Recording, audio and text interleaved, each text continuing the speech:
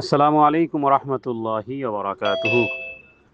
আলহামদুলিল্লাহ রব্বিল আলামিন। শুরু হচ্ছে তাদাব্বুরে কোরআনের আজ পর্ব নম্বর 45 নম্বর পার্ট, এবং আমরা আজকে তাদাব্বুর করব কোরআনুল কারীমের সূরা বাকারার 158 নম্বর আয়াত ইনশাআল্লাহ বিইذنিল্লাহ। ওমা তাওফীকি ইল্লা বিল্লাহ। أعوذ بالله من الشيطان الرجيم.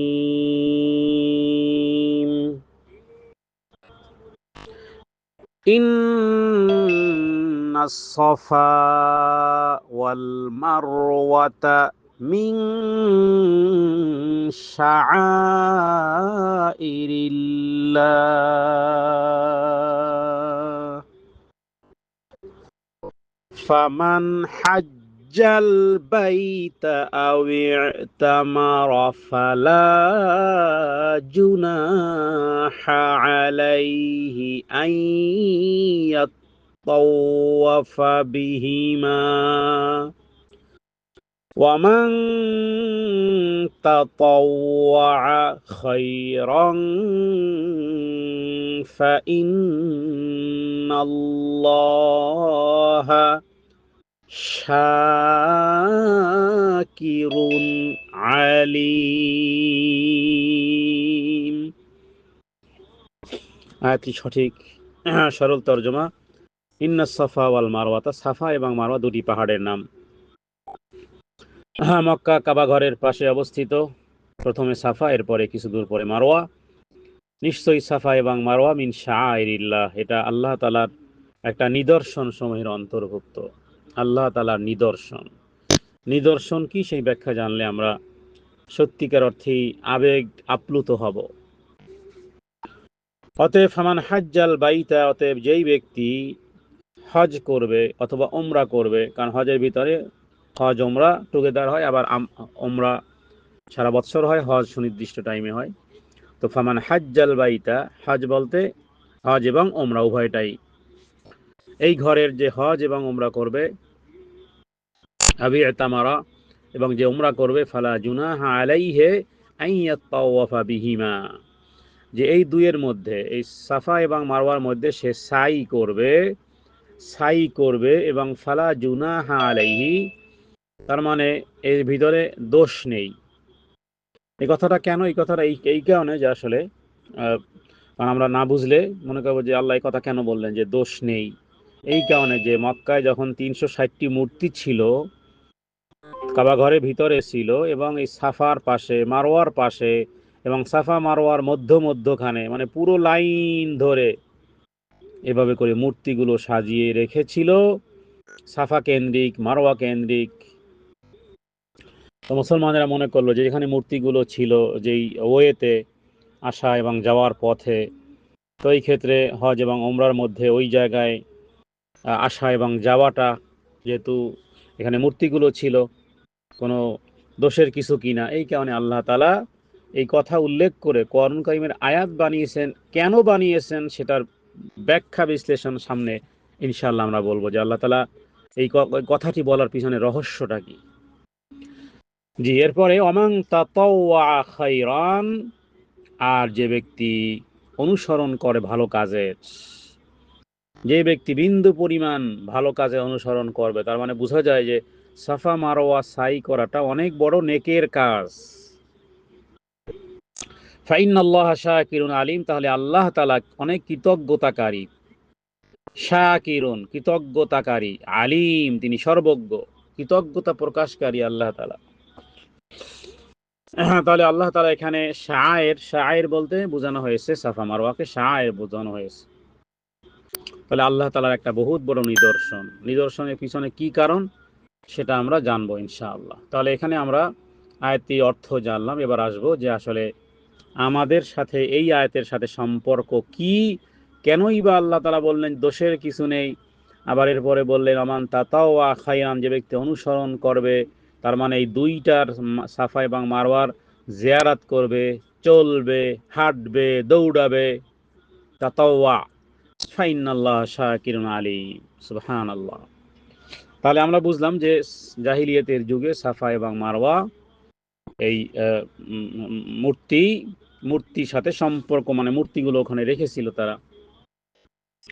অতএব মুসলিমরা তারা মনে করেছিল যে থেকে বিরত থাকবে কিনা, শুধু কাবা কেন্দ্রিক তাওয়াফ করবে কিনা।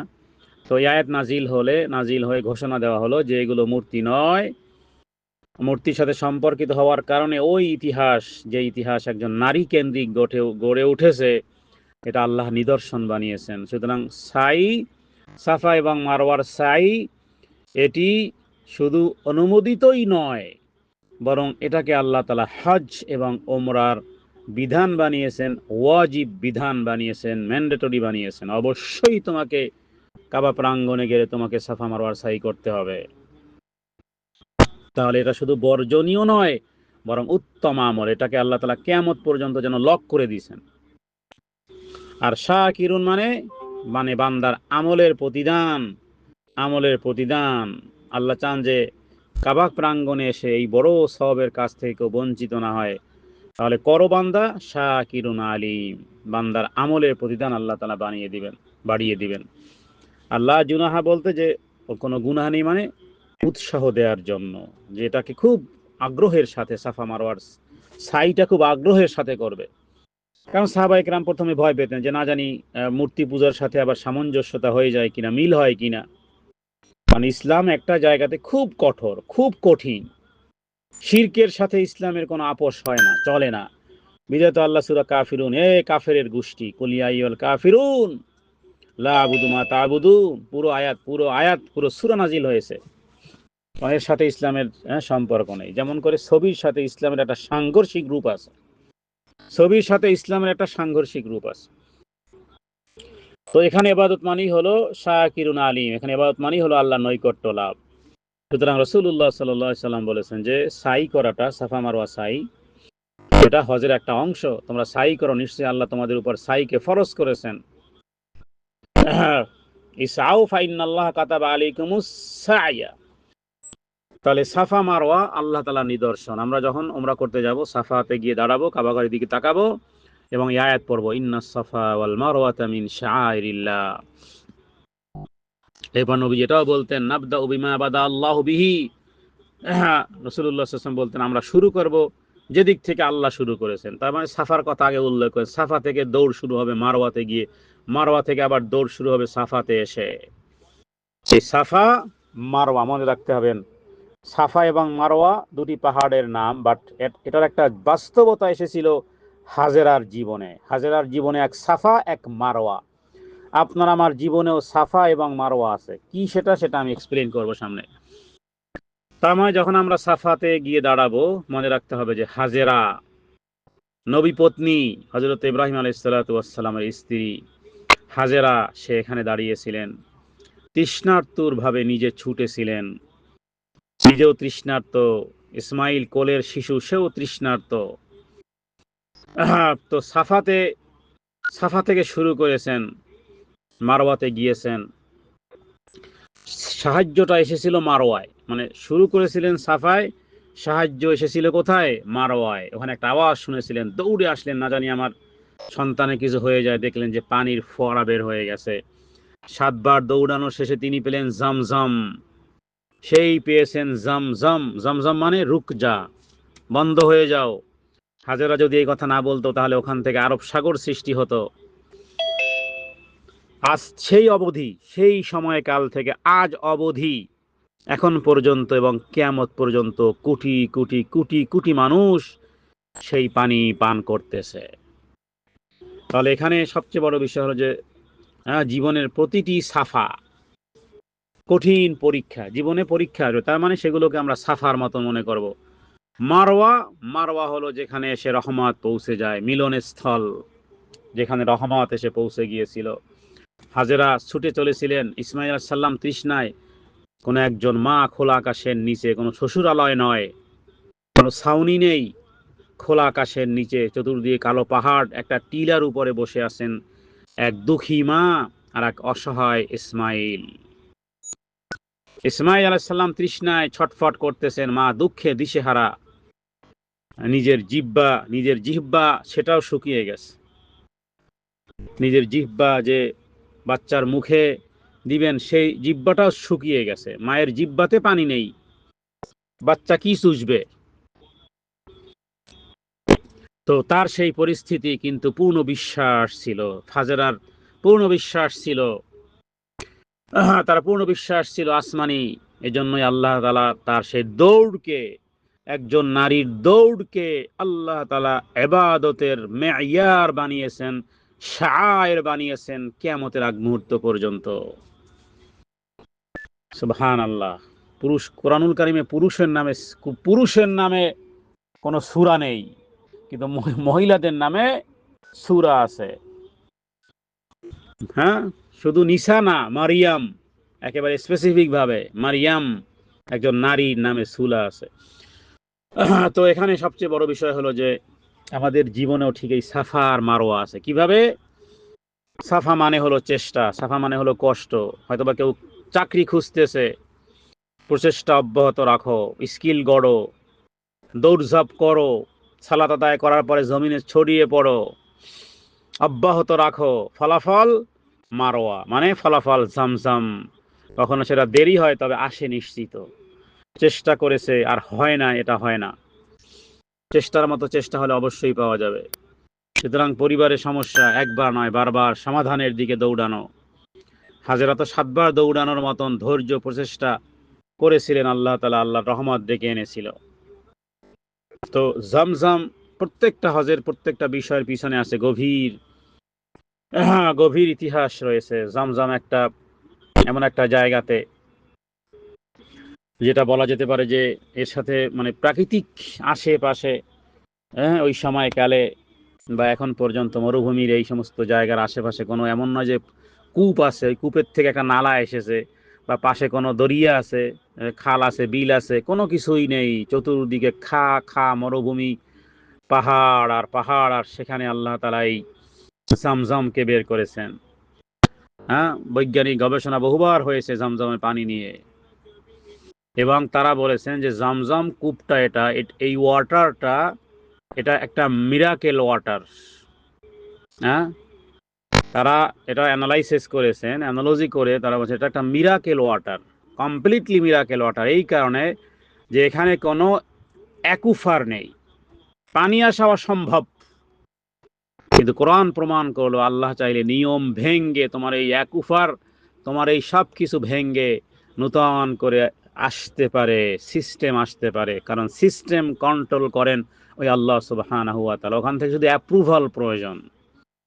অফিস সামাই রিজকুকুম ওয়া মা তুআদুন। শত চেষ্টা প্রচেষ্টার আগে ওই আসমান থেকে দেখো ইস্যু করাতে পারো কিনা।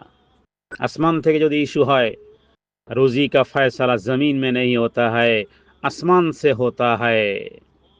হ্যাঁ, রুজির বন্দোবস্ত আসমান থেকে হয়, জমিনে হয় না। হ্যাঁ, সুতরাং যে তাওয়াক্কুল করে আল্লাহর পথে ছুটে চলে, তার জন্য ঝামঝাম সেম লাইক ওয়াটার নির্ধারিত। সাফায় কান্না করো, মারওয়ায় আশা করো, এই দুইয়ের মধ্যে আছে রহমত লুকানো। প্রত্যেকের জীবনে সাফা আছে, মারওয়া আছে, তার মানে দুঃখ আছে, কষ্ট আছে, হতাশা আছে, আবার প্রাপ্তি আছে, প্রাপ্তিও আছে। প্রাপ্তি হিসাব করলে কম নয়, বহু প্রাপ্তি, হাজার লক্ষ প্রাপ্তি। আপনি 2, 4টা, 10টা, 20টা, কয়টা আপনি সমস্যার কথা বলতে পারবেন? 100, 200, 300, 500, 1000, 10,000, 1 লক্ষ, 2 লক্ষ, 3 লক্ষ, 5 লক্ষ সমস্যার কথা বলতে পারবেন। এরপরে আর খুঁজে পাবেন না যে আমার তো সব সমস্যা তো রাইটিং হয়ে গেছে। কিন্তু যদি নিয়ামতের শিকার হয়, কত নিয়ামত পেয়েছো, এক গ্লাস ঠান্ডা পানি থেকে শুরু করে, ওয়াইন তাউদ্দু নিয়ামাতাল্লাহ লা তুহসুহা, নিয়ামতের কখনো শুকরিয়া, নিয়ামতের লিখতে লিখতে লিখতে লিখতে জীবন শেষ হয়ে যাবে। কুটি কুটি একার পরও শেষ হবে নয় আকারে না। এই জন্য কোনো একজন ব্যক্তি মাথায় পট্টি বেঁধেছিল, বলল কি ব্যাপার, পট্টি বেঁধেছো কেন? বললো মাথা প্রচন্ড ব্যথা। তাহলে সামান্য একটু মাথা ব্যথায় পট্টি বেঁধেছো, বহিঃপ্রকাশ করতেছো, সুস্থতার নিয়ামতটা কি?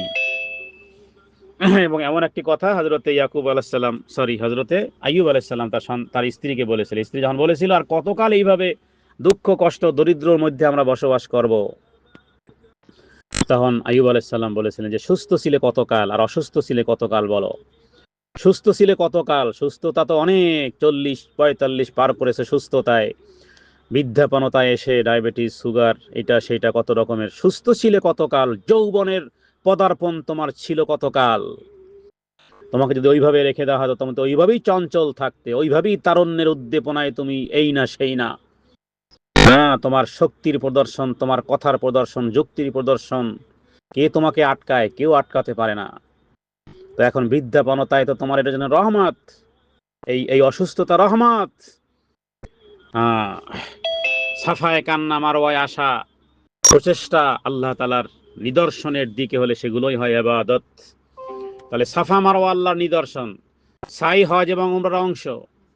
ইবাদতের প্রত্যেকটি ইবাদতের মূল বিষয় হলো তাওয়াক্কুল এবং প্রচেষ্টা। এটাকেই প্রথম আয়াতে বলা হয়েছে ইস্তাইনু বিস-সাবরি ওয়াস-সালাহ। চেষ্টা এবং দোয়া, চেষ্টা এবং দোয়া, দোয়া এবং চেষ্টা, চেষ্টা এবং দোয়া টুগেদার। নেগেটিভ পজিটিভ, ইতিবাচক নেতিবাচক, লাইট জ্বলে, ফ্যান চলে, এসি চলে, সব কিছু চলে এইভাবেই করে টুগেদার। একটা তার আছে যেটাকে পজিটিভ, আর একটা আছে নেগেটিভ, মাইনাস প্লাস মাইনাসে চলে। গাড়ি বলেন, হ্যাঁ বিমান বলেন, সব কিছু এভাবেই চলে, জোড়ায় জোড়ায় চলে, গোটা পৃথিবী চলে জোড়ায় জোড়ায়। শুধু একমাত্র বেজোড় হলেন আল্লাহ জাল্লা ওয়া আলা, আল্লাহ আজ্জা ওয়া জাল্লা। সুতরাং দু জিনিসের সমন্বয় রাখেন, চোখের পানি ফেলেন আবার দৌড়ান, চোখের পানি ফেলেন, সিভি বানান, ইন্টারভিউ দেন, পড়াশোনা করেন, স্কিল গড়েন, চেষ্টা এবং দোয়া টুগেদার। তাহলে আল্লাহ তাআলার কাছে তাওয়াক্কুল করা অর্থ এটা নয় ঘরে বসে থাকা, বরকতময় চেষ্টা করা, হালাল রুটি রুজির অন্বেষণ করা। তাহলে কি হবে? হাজেরার প্রচেষ্টা আল্লাহ কবুল করেছেন, বিনিময়ে এমন এক পানি দান করেছেন, এটা ফুড সাপ্লাইমেন্ট, এটা নট ওনলি ওয়াটার। জামজাম শুধু ওয়াটার নয়, এটা কমপ্লিটলি একটা খাদ্য প্যাকেজ। হ্যাঁ, মানুষ খাদ্য প্যাকেজের ভিতরে যা কিছু পায়, যত কিছু পায়, পুরো সব কিছু এর ভিতরে ইনক্লুডিং আছে জামজাম পানির ভিতরে।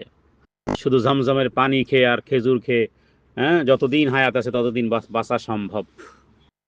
কারণ এর ভিতরে সব কিছু আছে, খাদ্যদ্রব্যের যত উভয় উপকরণ, সব আছে ওর ভিতরে। তাহলে আমরা বলবো যে আমাদের দুটি শব্দ মনে রাখতে হবে জীবনে, সাফা অ্যান্ড মারোয়া। হ্যাঁ, মারোয়া অ্যান্ড সাফা কি এখানে? এটা শুধু পাহাড়ের নাম নয়। পাহাড় তো কেটে কেটে সৌদি আরবে বাদশা এখন তো আরো ছোট করে ফেলেছেন, শুধুমাত্র একটু চিহ্ন আছে। সাফা মারোয়া এটা অনেক বড় পাহাড় ছিল, উপরে উঠেছেন, দূর দূরে তাকিয়েছেন কোথাও কোনো কাফেলা দেখা যায় কিনা, help me, help me, help me আওয়াজ উঠিয়েছেন, কিন্তু কোথায়? হাজেরার আওয়াজ আবার তার দিকেই, এক পাহাড়ের থেকে আরেক পাহাড়ের মধ্যে ধ্বনি ফেরত এসেছে, ডিগবাজি হয়েছে আওয়াজের, কিন্তু কোথাও কোনো মানুষের সাড়া শব্দ পাওয়া যায় নাই। একজন নারী এরকম একটা পরিস্থিতির মধ্যে, একটা শিশু সন্তান, এই সিচুয়েশনে যিনি ছিলেন, তার সেই আত্মত্যাগ, সেই তাওয়াক্কুল, গোটা পৃথিবীর নারীদের আর গোটা পৃথিবীর পুরুষদেরকে এই গভীরতম চিন্তার এই সত্য তুলে ধরার জন্য কোরআনুল কারীমের আয়াত বানিয়ে আল্লাহ তাআলা হজ আর ওমরার শিআর বানিয়েছেন। সুতরাং সাফার মারওয়া যেমন শুধু পাহাড়ের নামই নয়, জামজাম যেমন শুধু ওয়াটারের নাম নয়, বরং আমাদের জীবনের প্রতিটি সাফা এবং মারওয়া আসবে, এরপরে আসবে জামজাম। মারওয়া হলো সেই জায়গা যেখানে আল্লাহর রহমত এসে তোমাকে টাচ করবে, তোমার হাত ধরবে। সাফা কষ্ট, অনিশ্চয়তা, অশ্রু। হ্যাঁ, হাজেরা সাফা থেকে দৌড় শুরু করেছিলেন, হাজারো দুশ্চিন্তা হাজেরার বুকে, অসহায়ত্ব, কেউ নেই এখানে, কোনো পুরুষ মানুষ নেই, এক তো নারী, আবার একটা ছোট্ট শিশু, অন্ধকার, চতুর্দিকে কালো অন্ধকার। সাফাই ছিল অন্ধকার, দুশ্চিন্তা, বুকে অসহায়ত্ব। সুতরাং আপনার আমার জীবনেও এরকমের অন্ধকার আছে, অর্থের কষ্ট আছে, চাকরির চিন্তা আছে, পরিবারের অশান্তি, দুঃখ, রোগ, ব্যর্থতা, মানুষ হারানো, এগুলো যেন তীব্র হৃদয় ভেঙে দেওয়ার মতন পরীক্ষা। হতাশায় মানুষ একবার ওঠে একবার বসে, রাতে ঘুম আসে না। হ্যাঁ, এগুলো সাফা। এবার যদি মারওয়া পর্যন্ত পৌঁছতে পারো, আশার আলো, প্রার্থনায় গ্রহণযোগ্যতা বাড়বে, সমাধান হবে, রহমত হবে, দুরাকাত সালাত আদায়ের মাধ্যমে আল্লাহর রহমত ত্বরান্বিত হয়। হাজেরা মারওয়া পর্যন্ত গিয়েও পানি দেখেননি, প্রতিটি দৌড়ের শেষে আল্লাহর রহমত, আল্লাহ তাআলা তার জন্য রহমত লিখে রেখেছিলেন। কোরআনুল কারীম এসেছে বিদায় ঘটনা জানতে পারছি, এখন তো আর কোরআন আসবে না, নবী আসবে না, কিন্তু আপনার আমার প্রতিটি কষ্টের পিছনে হতাশ না হয়ে রব্বে কারীমের কাছে প্রার্থনা। হ্যাঁ, গতকালকের ফেসবুকে একটা ছবি দেখে মনে হলো, আয়াত নিয়ে গবেষণা করতেছিলাম যে কোন একজন মজলুম ব্যক্তি আকাশের দিকে তাকিয়ে যেন প্রার্থনা করেছিলেন, সেই মজলুম ব্যক্তি নেই ছোটকাল থেকে যার ওয়াজ নসিহত শুনেছি, বলতে লজ্জা নেই। যখন যখন ল্যাংটা থাকার যে বয়স, হ্যাঁ 4 বছর 5 বছর, সেই বয়স থেকে তার ওয়াজ শুনতাম ক্যাসেটে। অবদান আছে, স্বীকার করি, তার জন্য প্রাণ খুলে দোয়া করি। ওই ব্যক্তিটাকে সবাই ভালোবাসে, দলমত নির্বিশেষ, কারণ 50 বছরের বেশি তিনি তাফসির করেছেন। শুধু যেই কালে বিদ্যুৎ ছিল না, মনে আছে, হ্যাজাক লাইট বিভিন্ন রকমের, ওইগুলো দিয়ে মাহফিল হতো বাংলাদেশে। মাহফিলের বলতে গেলে শুরুয়াত তিনি করেছিলেন। তো তার একটা ছবি দেখলাম, আকাশের দিকে তাকিয়ে যেন প্রার্থনা করতেছেন। হ্যাঁ, তো আল্লাহ তাআলা তাকে উত্তম প্রতিদান দান করুক। সুতরাং প্রতিটি কষ্টের বিনিময় আল্লাহ রহমত লিখে রাখেন, আল্লাহ প্রতিদান দেন। কারো না কারো কষ্টের বিনিময়ে আজকে সাফা পেয়েছি, মারোয়া পেয়েছি, সুসজ্জিত পেয়েছি, এসিওয়ালা পেয়েছি, হাঁটতে বসতে চলতে, এমনকি হুইল চেয়ারেরও ব্যবস্থা আছে। 4th ফ্লোরে আপনার ইলেকট্রিক কারের ব্যবস্থা আছে, কি চমৎকার করে বসে থাকে, বাস ঘোরাচ্ছে, 7 চক্কর হয়ে গেছে। কিন্তু স্মরণে কি আছে হাজেরা দৌড়িয়েছিলেন, কি দুঃখ, কি কষ্ট, কি হতাশা, কি অন্ধকার। কিন্তু আল্লাহ তাআলা প্রতিটি দৌড়ের শেষে রেখেছিলেন রহমত, লিখেছিলেন রহমত। জমজম এবং সাফা মারোয়া, এগুলোর পিছনে আছে এই হৃদয়ের গভীরে তাওয়াক্কুল। আল্লাহ উপহার দিয়েছেন তার কষ্টের, ওই নারীর কষ্টের বিনিময়ে, ওই নারীর শ্রমের বিনিময়ে, ওই নারীর চোখের পানির বিনিময়ে, ওই নারীর দৌড়ানো। এটা কষ্টকর, কারণ আরো কষ্ট পাত চলার কথা নয়। কারণ ইসমাইল এদিকে চিৎকার করতেছে, ছটফট করতেছে পানির জন্য, আর এদিকে মা দৌড়াচ্ছেন 2 পাহাড়ের মধ্যখানে। হায় দৃশ্য, কেউ দেখে নাই, আল্লাহ দেখেছেন, আল্লাহ কোট করেছেন, দৃশ্যকে এঁকেছেন কোরআনুল কারীমের পাতায়।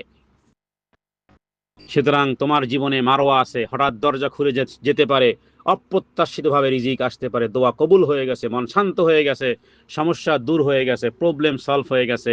অপমান যেখানে করা হয়েছিল সেখানে তুমি পেয়েছো রিসপেক্ট, পেয়েছো সম্মান, পেয়েছো, রোগের বদলে সুস্থতা পেয়েছি। তার মানে আপনার আমার জীবনেও সাফা আছে, মারোয়া আছে। পরীক্ষা আল্লাহ দেন, মানে সাফা আরো আল্লাহ তাআলা দেন, আবার মারোয়া, আবার রহমত আল্লাহ পৌঁছে দেন। তোমার কাজ দৌড়ানো, ইউ নিড টু রান, দেওয়ার দায়িত্ব তার। সুতরাং আমাদের জীবনে যদি সাফা আসে, সাফা মানে যা বুঝিয়েছি আমি এতক্ষণ, হতাশা, কষ্ট, দুঃখ, দুর্দশা, কান্না, দুঃখ, ব্যঞ্চনা, লাঞ্ছনা ইত্যাদি, জীবনে যখন সাফা আসবে, হতাশ হও না, কারণ সাফার পরে নেক্সট স্টেশন ইজ মারোয়া অপেক্ষা করছে। তবে মারোয়া পর্যন্ত যেতে হবে। হাজেরা 7 বার দৌড়িয়েছিলেন, তুমি হয়তো বা 7 বার নয়, তুমি বরং 70 বার চেষ্টা করো, তাতে কি আছে? যতবার দৌড়াবে, যতবার চেষ্টা করবে, রহমত আসবেই। যেভাবে এসেছিল ঝমঝমকে ঘিরে ইতিহাস, আপনারা সিরাত গ্রন্থ পড়লে জানতে পারবেন। এরপরে ঝমঝম থেকে কিভাবে আজকের এই মক্কা নগরী আসলো। ইয়েমেনের বড় গোত্র এখানে এসেছিল, কারণ তারাও জানতো না যে এখানে কি।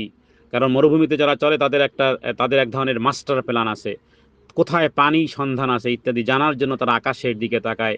আকাশের উপরে তাকিয়ে যদি দেখে যে কোথাও পাখিরা গোলাকার আবৃতি ধারণ করে ঘুরতেছে, বুঝে ফেলে মরুভূমির পথ চালকরা, তারা বুঝে ওখানে পানির সন্ধান আছে। তাকাচ্ছে আসমানে, আর গবেষণা হচ্ছে জমিনে। যে কালে কোনো জিপিএস ছিল না, গ্লোবাল পজিশন সিস্টেম ছিল না, ইত্যাদি কোনো কিছু ছিল না, ম্যানুয়াল পদ্ধতি। আকাশে পাখির ঝাঁক দেখে মনে করতো ওখানে পানির সন্ধান আছে। তো এরা বের হয়েছিল ইয়ামান থেকে, তাকাতে তাকাতে কোন পথ ধরবে, কোন ওয়ে ধরবে, দেখলো যে এইখানে পাখির ঝাঁক উপরে। হ্যাঁ, তারা বুঝে ফেললো যে এখানে আশেপাশে নিশ্চয়ই কোথাও পানি আছে। এসে দেখলো যে পানির পাশে বসে আছে হাজেরা এবং ইসমাইল আলাইহিস সালাতু ওয়াস সালাম। বনু জরহাম গোত্র এসেছিল। আরবি, এক্স্যাক্টলি, কঠিন সুন্দর শুদ্ধ আরবি যারা বলতো, ইয়েমেনের। তারা বলেছিল যে আমরা একটু সাহায্য চাই, থাকতে চাই। বলেছে যে থাকতে পারবে, তবে পানি চাইলে দেব, বাট এটার অধিকার আমাদের। তো এই ছিল মূলত, আসলে কথা শেষ হওয়ার নয়। সুতরাং পরীক্ষা আল্লাহ দেন, আর রহমত মারওয়া আল্লাহ পৌঁছে দেন। তোমার কাজ দৌড়ানো, ফল দেওয়ার দায়িত্ব আল্লাহ। সুতরাং সাফা মানে এটা একটা প্রতীক, দুঃখ, পরীক্ষা, অস্থিরতা, অশ্রু, ধৈর্যের সোপান ধরে রাখো, মারওয়া আল্লাহর সাহায্য আসবে, সমাধান আসবে, দোয়া কবুল হবে, রহমতের আগমন ঘটবে। হাজেরা আলাইহিস সালাম চোখে যখন দিগন্ত জোড়া অন্ধকার, তখন তিনি সাফা থেকে দৌড় শুরু করলেন। এই মা আল্লাহ তার দৌড়কে এই রহমতের সেতু বানিয়ে দিয়েছেন। বিনিময় একুয়াল ঝামঝাম, পরীক্ষার নয়, তাওয়াক্কুল আর পরিশ্রমের প্রতিদান। তাহলে পরীক্ষার মালিক কে? আল্লাহ তাআলা। তোমার উপরে যা আসে কাকতালীয় নয়, হেকমতপূর্ণ বন্ধু।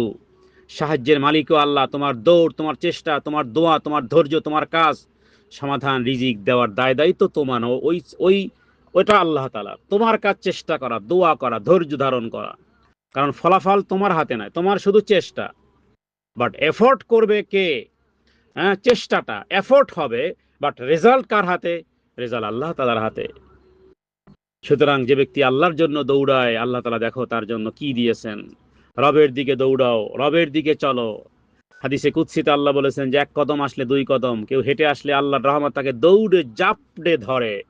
সুতরাং শিশু যেভাবে করে হাঁটার সময় পড়ে যায় বারবার, ছোট্ট শিশু পড়ছে বারবার, মা জানে সে হাঁটবেই, আমার সন্তান হাঁটবেই হাঁটবে, কারণ মায়ের চোখ তার উপরে থাকে। বাচ্চা হয়তো বা ব্যথা পেয়েছে, কেঁদে দিয়েছে, কিন্তু মা খুশি যে হাঁটা শিখেছে মাশাআল্লাহ, এক কদম দু কদম পরে। হ্যাঁ, অডিও করে, ভিডিও করে, বাচ্চার হাঁটা অডিও করে। তো এক সময় তো দৌড়াবে। সাফাতে আল্লাহ তোমাকে দেখতেছেন, মারওয়াতে অপেক্ষা করতেছে তোমার জন্য রহমত। সুতরাং দৌড়াও, ধৈর্য দিয়ে, ইমান দিয়ে। হতাশার বালুতে হ্যাঁ, কোনো দৌড়, সেই দৌড় বৃথা যায় না আমার মায়ের। সুতরাং আল্লাহ যাকে সাফায় দাঁড় করান, তাকে কখনো মারওয়া ছাড়া ফেরত পাঠাবেন না। হাজেরার সেই 7 বার দৌড়ানো, হাজেরার সেই 7 বার দৌড়ানো দুশ্চিন্তায় ছিল না, তাওয়াক্কুলে ছিল, দৌড় ছিল বিশ্বাসের উপর। সুতরাং সাফা এবং মারওয়া আজকের ইবাদত হয়ে গেছে, হজ আর উমরার রোকন হয়ে গেছে। সুতরাং আপনার আমার দৌড়ও এরমনও হতে পারে, বারবার হয়তোবা চেষ্টা করতে হবে, হয়তোবা ব্যর্থতা আসবে বারবার। জীবন শুষ্ক মনে হবে, তৃষ্ণার্ত হৃদয় মনে হবে, এই মনে হয় মরে যাব, এই মনে আমার বাচ্চা মরে যাবে, এই মনে আমি মরে যাব, এই মনে হয় পানির তৃষ্ণায় শেষ, এই মনে হয় বাঘ ভাল্লুক এসে খেয়ে যাবে। হাজারো দুশ্চিন্তা হাজেরাকে ঘিরে ছিল, কিন্তু কিন্তু আল্লাহর রহমতের প্রতি নিরাশ হয়নি, দৌড় ছাড়েনি, অবিচল রেখেছেন। দৌড়ের শেষে এসেছে আওয়াজ, এক বিকট আওয়াজ, শেষে ঘাবড়ে গেছেন, দৌড়ে এসেছেন, এসে দেখেন যে পানির ফোয়ারা বের হয়ে গেছে। সুতরাং জমজম কখনো, জমজম এটা অটোমেটিক সিস্টেমে আসে নাই। জমজম পানি পান করি অটোমেটিক সিস্টেমে আসে নাই। হয়তো বা আপনার আমার গ্লাসের সামনে উঠে এসেছে, এটা দৌড়ে দৌড়ে এসেছে। বহু দৌড়ের পরে এসেছে, এক মায়ের দৌড়ানোর পরে এসেছে জমজম, এমনি আল্লাহ বের করে দেন নাই। সুতরাং পানি নয়, এটি দোয়া। জমজম মানে এটা দোয়া, জমজম মানে হলো ধৈর্য, জমজম মানে হলো এক ইতিহাস, জমজম মানে হলো কষ্টের ফলাফল। সুতরাং চেষ্টা থামিও না, এফোর্ট থামিও না। হাজেরা থামেনি, সেও আশার দরজা, হ্যাঁ, সে নিরাশ হয়নি। রেজাল্ট কি হলো? একটু বিলম্বে এসেছে। Take time, some time, take time, no problem, but result আসবে। চেষ্টা করে দাও, ফলাফল দিবেন তিনি। আল্লাহ পরীক্ষা যত বড় দেন, রহমত তত বড় প্রস্তুত রাখেন। জামজাম সাধারণ পানি নয়, গোটা মানব জাতির জন্য এটা মিরাকেল ওয়াটার। সুতরাং জামজাম আজও ফুরায় না। তোমার জন্য আল্লাহর রহমত ফুরাবে না, কখনোই ফুরাবে না। মরুভূমিতে এক ফোঁটা পানির খোঁজে দৌড়াও, কিন্তু শেষ পর্যন্ত আল্লাহ পূর্ণ ঝর্ণাই ওপেন করে দিয়েছেন। ছোট্ট ছোট্ট প্রচেষ্টার ফলে আল্লাহ এমন দরজা খুলে দেন যা আমরা কখনো চিন্তাও করিনি। শূন্য মরুভূমিতে আমার মা দৌড়িয়েছিলেন, আল্লাহ নিরাশ করেননি, আমাদেরকেও নিরাশ করবেন না। সুতরাং শুধু সাফা থেকে নামা মারওয়া পর্যন্ত চেষ্টা, রহমত ঠিকই আসবে। যখন আসবে, জীবনে যেন ঝমঝমের মতন বরকতের ঝর্ণা বইয়ে দিবে।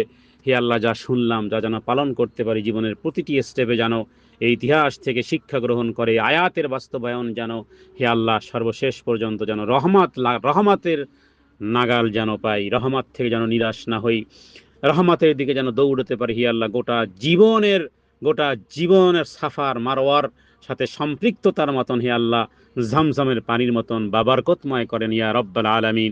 ওয়া সাল্লাল্লাহু আলা সাইয়্যিদিনা মুহাম্মাদিন নবিয়্যিল উম্মি ওয়া আলিহি ওয়া সাল্লাম। আসসালামু আলাইকুম ওয়া রাহমাতুল্লাহি ওয়া বারাকাতুহু।